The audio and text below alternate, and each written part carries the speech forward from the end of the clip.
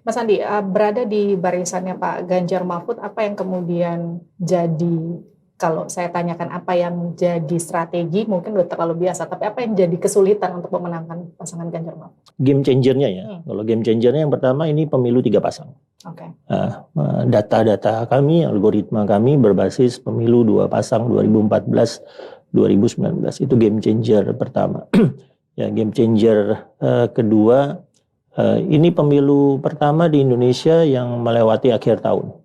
Ya, biasanya pemilunya ada di tengah-tengah tahun ya, di bulan Maret sampai kira-kira bulan Juni gitulah. Ini pemilu pertama yang melewati akhir tahun, melewati Natal, melewati tahun baru. Nah, itu game changer yang juga harus kami perhatikan. Masa kampanyenya sangat pendek, 75 hari, dan itu pun hanya 21 hari yang boleh kampanye terbuka rapat umum.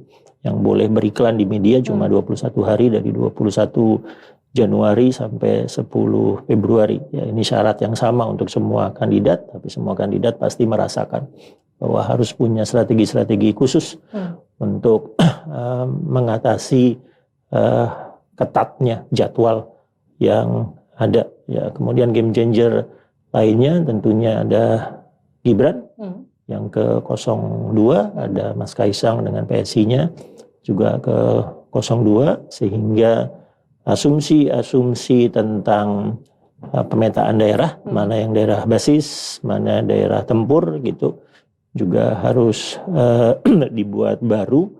Ya, kita harus misalnya ngelihat Solo. Solo kalau tidak ada Mas Gibran, tidak ada Kaisang, kami langsung buat ini pasti merah.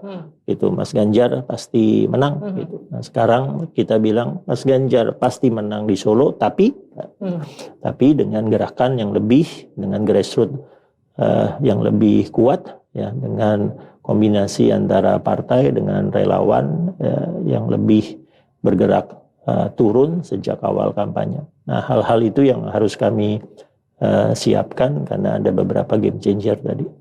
Mas Andi, kekuatan Ganjar Mahfud itu kan ada di Jawa Tengah dan cukup besar di Jawa Timur, tapi gimana dengan Jawa Barat? Ya, di Jawa Barat kami menyadari 2014-2019 suara Pak Jokowi turun ya di Jawa Barat.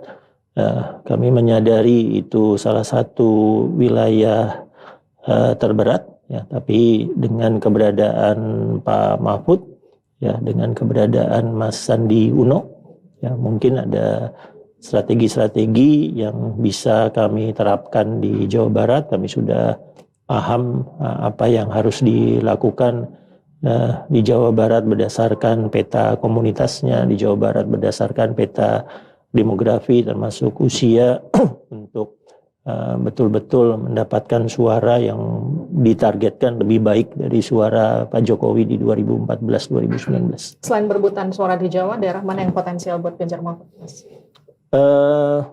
Pemetaannya sudah kelihatan ya, Sumatera Utara misalnya, di daerah Bengkulu, Lampung, terus kemudian di Kalimantan, Sulawesi juga sudah paham petanya seperti apa. Yang kemarin Mas Ganjar bergerak ke Kendari, ke Palu, itu juga sebetulnya menunjukkan prioritas kami. Ketika kami bergerak misalnya ke Papua, Papua Barat, Papua Selatan, lalu langsung ke NTT, NTB, itu karena menyadari di lokasi-lokasi itu kami memiliki simpul-simpul grassroots yang butuh terus berinteraksi untuk mendapatkan suara yang signifikan nanti di bulan Februari.